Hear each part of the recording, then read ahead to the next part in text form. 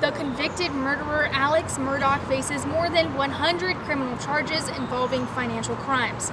He pled guilty to stealing millions of dollars from several clients over many years.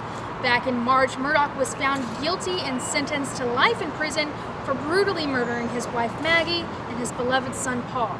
This will be the first time that Alex has been seen in public since the trial. But Murdaugh is not alone in this court appearance. He will be joined by his co-conspirators Corey Fleming and Russell Lafitte. Fleming pled guilty to 23 state charges last month, which included a breach of trust with fraudulent intent, money laundering and computer crimes, and criminal conspiracy. This was all a part of Murdaugh's scheme to steal money from the estate from his dead housekeeper, Gloria Satterfield. Lafitte is the former CEO of Palmetto State Bank, and he is facing 21 state charges, and he is being accused of conspiring with Murdaugh to misappropriate funds. He was previously convicted on 6 federal charges of bank fraud, wire fraud, and conspiracy in connection to Murdaugh's alleged white-collar financial fraud schemes, and he was sentenced to 7 years in federal prison, but he is appealing that verdict. During his trial, he admitted that he played a part in the Murdaugh schemes, but he was an unwilling participant who was being conned by Alex. Prosecutors found that he was acting as Murdaugh's personal banker, and he even diverted the money to him and Alex. Among the clients, 2 of them were young children who had lost their parents in a car accident.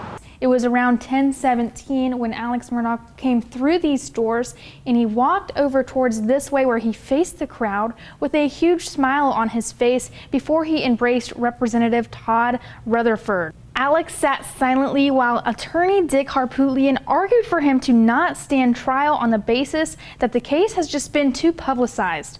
Judge Clifton Newman ruled against him, and the trial has been set for November 27th.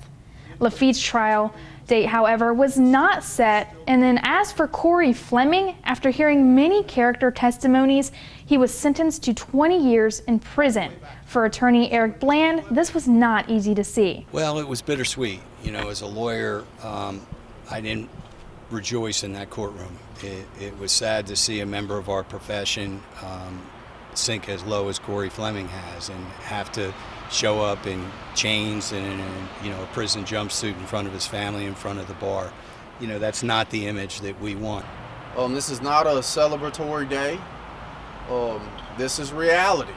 And the reality is that if you are a lawyer in the state of South Carolina, if you never knew before, you know now, do not steal your client's money. Judge Newman says this crime is unprecedented and unimaginable. Join us live on November 27th as we follow the rest of the Murdaugh trials. For BCTV, I'm Chloe G.